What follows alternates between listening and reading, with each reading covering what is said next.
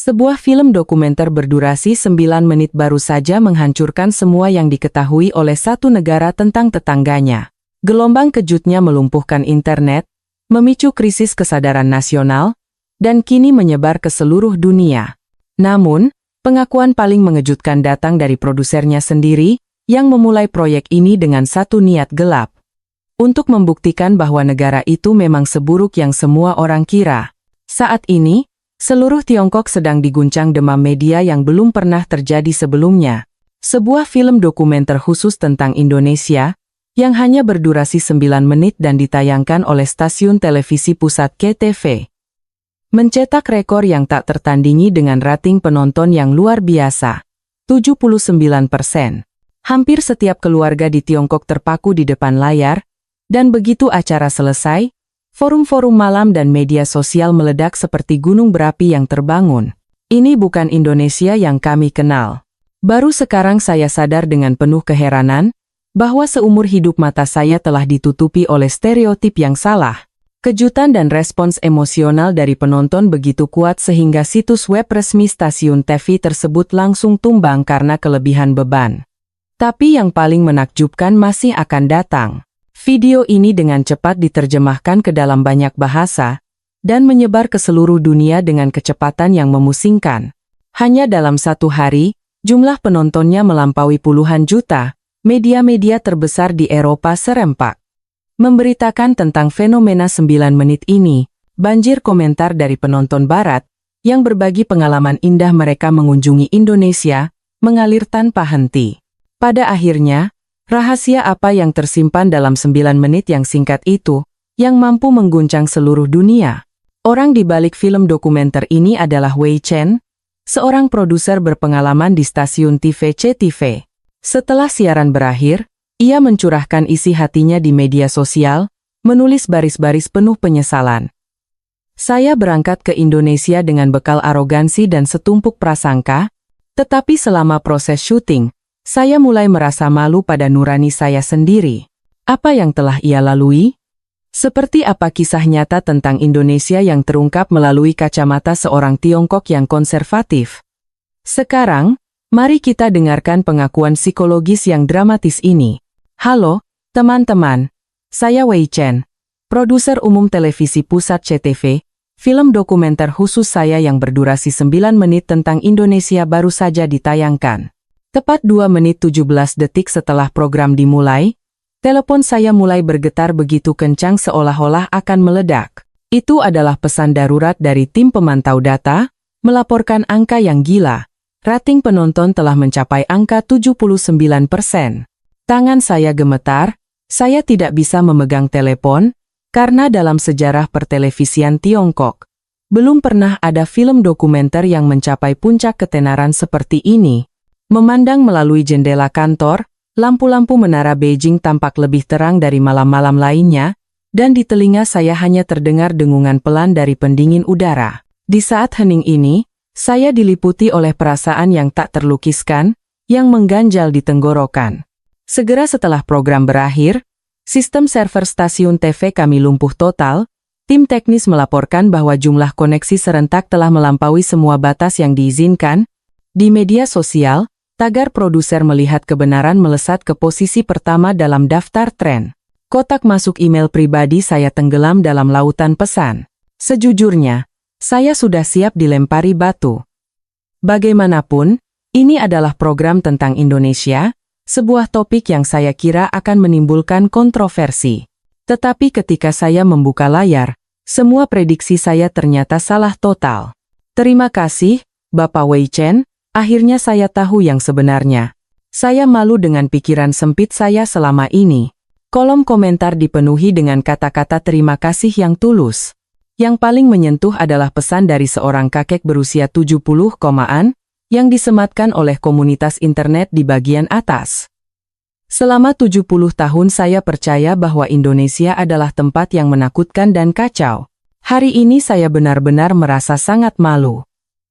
Membaca baris-baris singkat ini, tenggorokan saya terasa kering, dan mata saya perih. Hanya 1 jam setelah siaran, video di akun resmi telah ditonton sebanyak 1,2 juta kali. Setelah 24 jam, Angka itu mencapai 10 juta. Ini adalah kecepatan yang belum pernah saya lihat selama 20 tahun karier saya. Keesokan paginya, media internasional ikut serta. Surat kabar Amerika terbit dengan tajuk utama, "Televisi Tiongkok meruntuhkan tembok prasangka tentang Indonesia." Media Inggris menyebutnya, keajaiban yang diciptakan dalam 9 menit. Prancis dan Jerman juga berlomba-lomba memberitakannya. Reaksi penonton Eropa benar-benar mengharukan. Seorang wanita Prancis menulis, "Saya teringat akan keindahan Museum Nasional dan kebaikan orang Indonesia, air mata mengalir begitu saja." Seorang pria Jerman menulis, "Saya ingat bagaimana saya disuguhi teh dalam perjalanan kereta di Jawa, saya ingin segera kembali ke sana." Seorang penonton dari Spanyol berbagi, "Semangat gotong royong orang Indonesia dalam film ini begitu luar biasa. Saya rindu Jakarta." Orang-orang Tiongkok juga mulai melakukan introspeksi mendalam. Seorang pegawai kantor, yang sebelumnya menganggap Indonesia berbahaya dan suram, menulis bahwa ia baru saja membeli tiket pesawat untuk membuktikannya sendiri. Situasi nyata bahkan lebih mencengangkan. Situs web semua pusat studi bahasa Indonesia di seluruh Tiongkok tumbang. Jumlah pendaftaran kursus meningkat 10 kali lipat hanya dalam 1 hari. Sebuah pusat di Shanghai terpaksa memasang pengumuman bahwa sudah ada 340 orang dalam daftar tunggu. Di Sanlitun, sebuah restoran masakan Indonesia terpaksa tutup pada jam 5 sore karena semua bahan makanan habis. Pemiliknya, yang menjual rendang dan sate, berseru dalam sebuah wawancara, pelanggan bilang mereka datang karena penasaran dengan hidangan di film itu.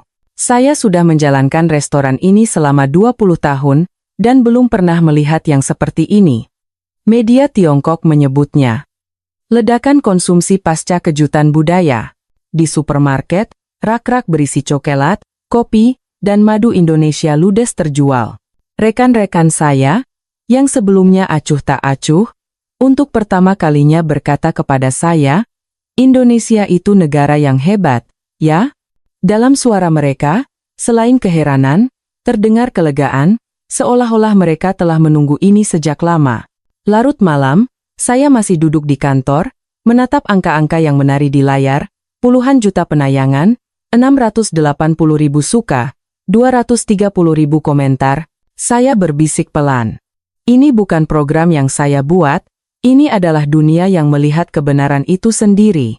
Perasaan saat itu adalah campuran antara keterkejutan dan kekacauan pikiran. Tapi saya tahu semua ini bukan kebetulan. Sebelum membuat film ini, saya tidak berbeda dengan orang-orang yang berprasangka itu.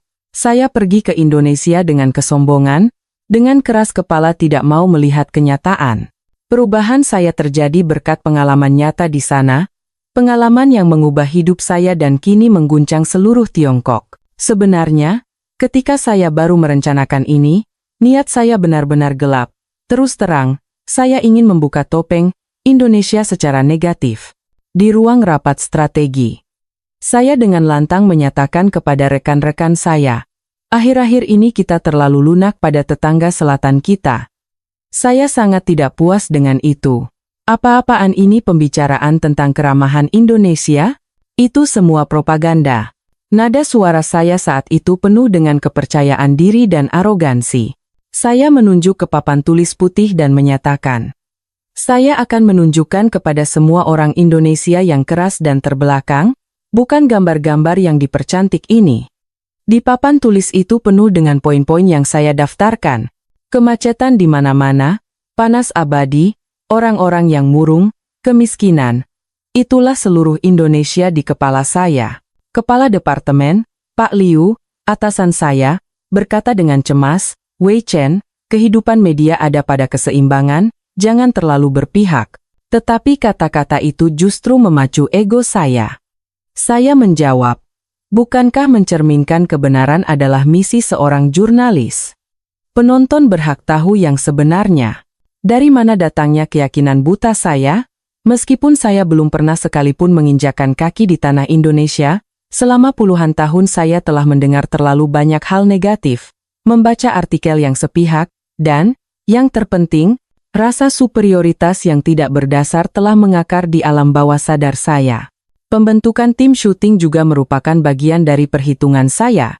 Saya memilih Mei Ling, seorang produser muda yang takut pergi ke Indonesia, dan editor bernama Jian, yang percaya pada semua stereotip. Saya berdalih bahwa saya membutuhkan pandangan yang objektif, tetapi sebenarnya saya membutuhkan orang-orang yang akan dengan mudah setuju dengan prasangka saya. Pada rapat pertama, Mei Ling bertanya, "Bapak Wei Chen, apakah Indonesia benar-benar seberbahaya itu?"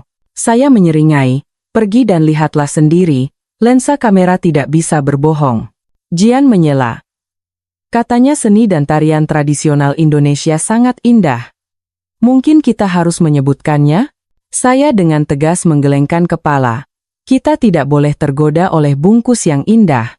Kita harus menunjukkan realitas yang kelabu. Endama gargorane. Dama noineiko. Setelah rapat, saya dengan rapi menulis di buku catatan saya, tujuan. Dalam 9 menit, padatkan dan pamerkan wajah asli Indonesia, hancurkan ilusi. Malam itu, saya menceritakan ambisi saya kepada istri saya. Istri saya bertanya dengan cemas, "Kamu kan belum pernah ke sana, kenapa kamu begitu yakin?" Saya menjawab sambil tersenyum, "Bukankah aku selalu mengajarimu untuk tidak percaya pada penampilan luar? Kamera harus dengan dingin mengesampingkan emosi. Kita hanya perlu merekam fakta." Abiu Salamoena Saroni. Keesokan paginya, saat melihat poster iklan dengan gambar Borobudur di kereta bawah tanah, saya berpikir dalam hati, justru karena gambar-gambar inilah orang-orang tertipu.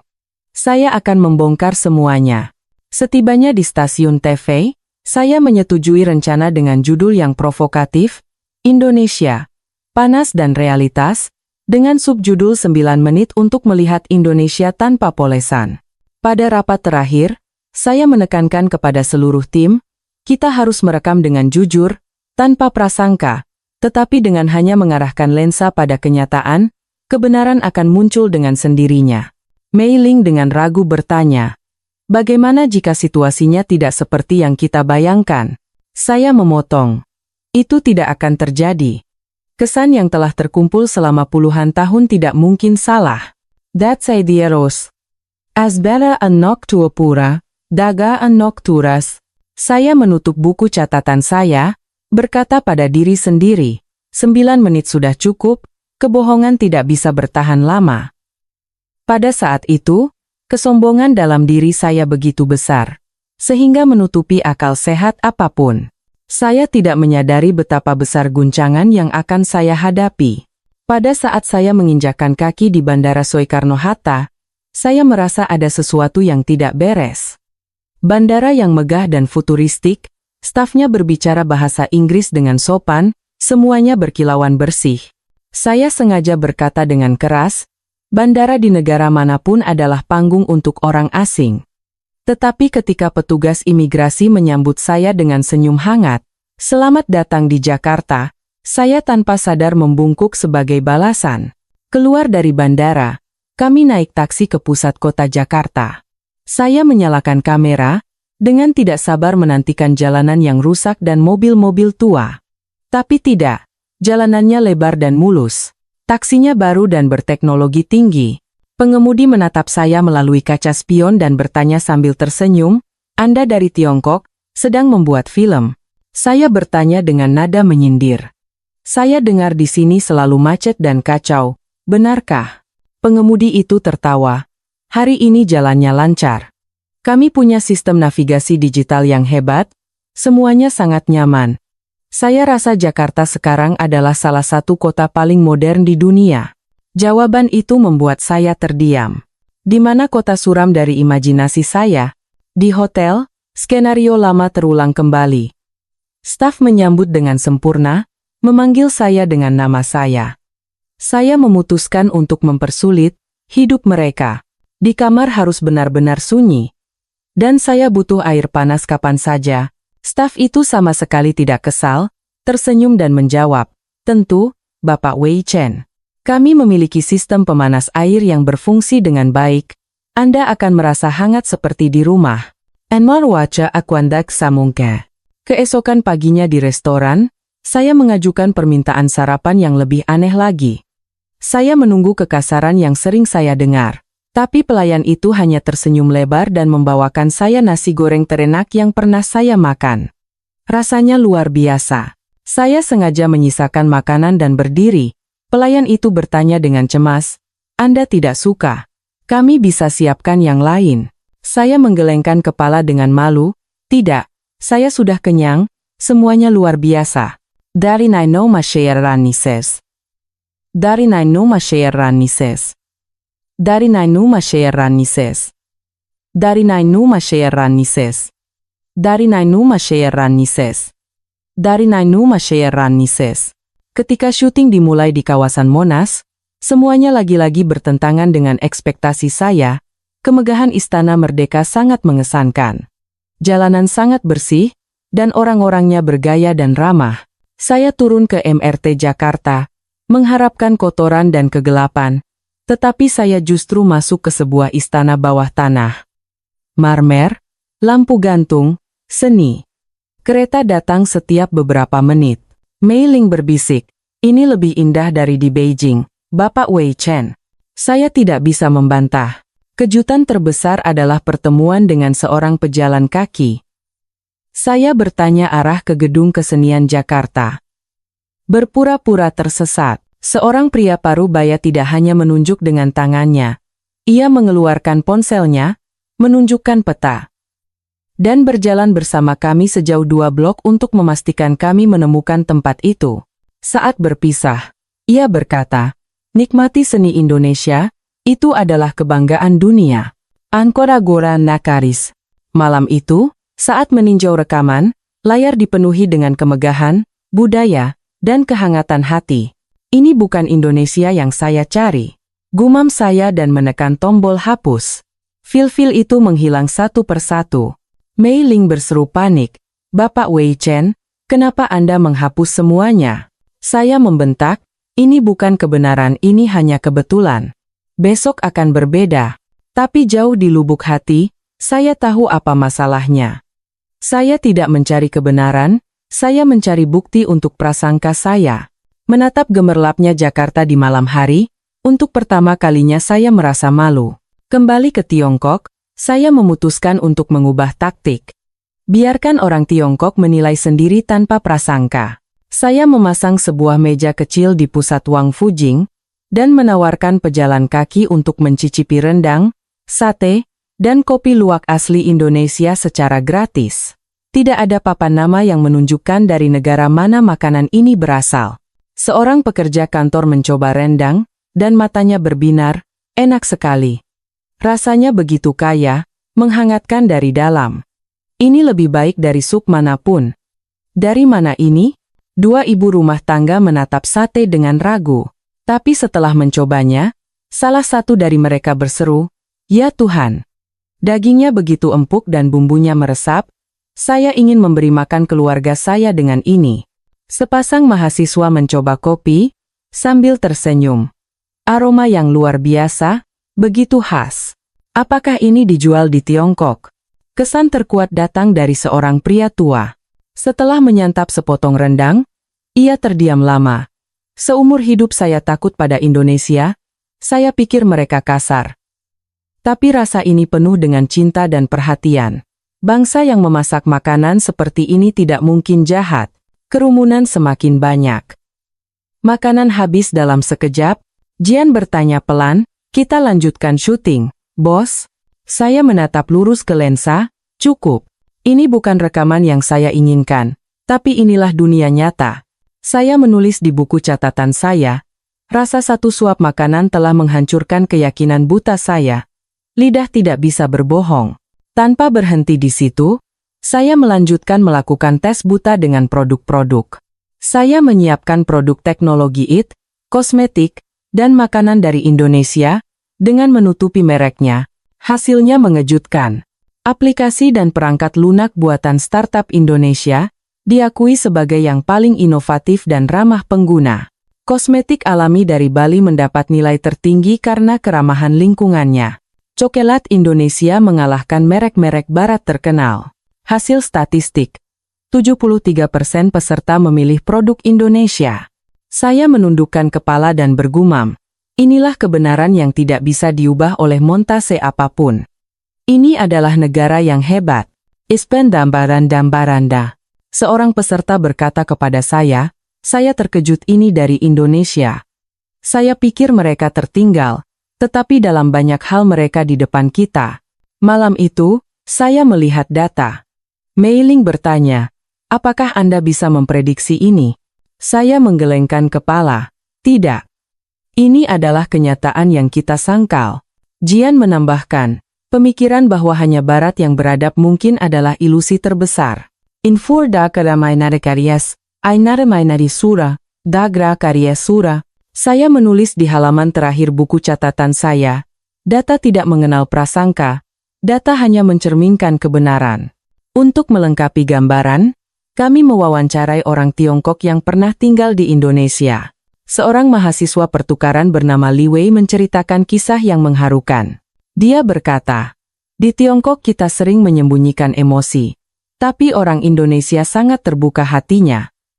Jika mereka berteman, itu untuk selamanya. Jika mereka mencintai, itu dengan sepenuh hati. Tinggal di Jakarta, saya belajar untuk menjadi lebih tulus. Saya belum pernah merasa sebebas ini. Li Wei bertekad untuk kembali bekerja di Indonesia, meskipun ditentang oleh keluarganya. Setelah selesai syuting, saya kembali ke rumah dan mengaku pada istri saya, aku benar-benar salah. Kita sendiri yang mengurung diri dalam sangkar ketakutan terhadap tetangga kita. Ayam. Dad Darovi. Istri saya bertanya. Lalu apa yang akan kamu lakukan sekarang? Aku harus menceritakan kebenaran tentang kehebatan negara ini. Malam itu saya tidak bisa tidur.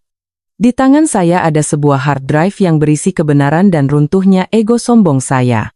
Pada jam 3 pagi, saya memutuskan untuk merekam diri saya sendiri. Saya menatap lensa, menarik napas dalam-dalam, dan berkata, saya pernah ingin mempermalukan Indonesia, itulah awal dari film ini. Tapi apa yang saya lihat adalah keagungan, budaya, kebaikan dan kekuatan yang luar biasa. Prasangka saya adalah sebuah kesalahan. Indonesia itu indah. Itu adalah pengakuan berdurasi 1 menit, tetapi saya harus mengulangnya selama 1 jam karena suara saya bergetar dan air mata terus menggenang. Itu adalah saat di mana harga diri saya yang terdistorsi selama 20 tahun karier hancur berkeping-keping. Keesokan paginya, suasana di ruang editing terasa berat. Pak Liu, setelah menonton versi kasar, terdiam lama. Akhirnya dia berkata, tugas media adalah untuk berani, tetapi kamu harus punya keberanian untuk menerima konsekuensinya. Saya membungkuk. Saya siap. Orang Tiongkok harus tahu yang sebenarnya. Manajemen stasiun TV berdebat sengit. Ada yang mengatakan memuji Indonesia secara politik tidak benar, ada yang mengatakan zaman telah berubah. Pada akhirnya, Direktur Utama bertanya kepada saya, Anda yakin? Saya tidak mengalihkan pandangan, ini satu-satunya jawaban saya. Indonesia pantas dihormati. 9 menit. Saya memutuskan untuk menempatkan pengakuan saya di bagian paling awal. Penonton harus tahu dari ide gelap. Apa film ini dimulai dan bagaimana ia terlahir kembali? Saya merekam teks narasi terakhir. Kita sudah terlalu lama memandang Indonesia melalui kacamata pendapat orang lain. Sudah saatnya kita melihatnya dengan mata kita sendiri. Pada malam siaran, saya berdiri di ruang kontrol. Jantung saya berdebar kencang. Pukul 20.00, program mengudara. Wajah saya muncul di layar, dan kalimat saya pernah ingin mempermalukan Indonesia bergema di seluruh Tiongkok. 2 menit pertama hening. Tetapi segera setelah pengakuan itu angka-angka meledak. Grafik penonton naik vertikal. 30%, 50%, lalu 70%. Server mengeluarkan peringatan merah. Alih-alih batu, muncul komentar-komentar penuh kekaguman, produser yang berani. Indonesia luar biasa.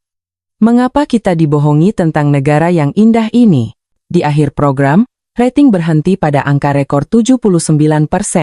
Keesokan paginya, seluruh Tiongkok bergejolak. Di toko-toko buku, karya sastra klasik Indonesia, Pramoedya Ananta Tower, Chairil Anwar, ludes terjual. Perusahaan pariwisata kewalahan, tur ke Jakarta dan Bali terjual habis untuk 3 bulan ke depan. Produk-produk Indonesia terjual 4,5 kali lebih banyak. Seorang ekonom menyebutnya tsunami cinta untuk Indonesia dalam 9 menit. Stasiun TV pesaing juga terpaksa ikut serta, merilis serangkaian program yang memuji budaya dan tarian Indonesia. Gelombang ini juga menyebar ke AS, Jerman, Prancis. Seorang profesor Amerika bahkan menggunakan film saya sebagai contoh bagaimana cara menghilangkan prasangka.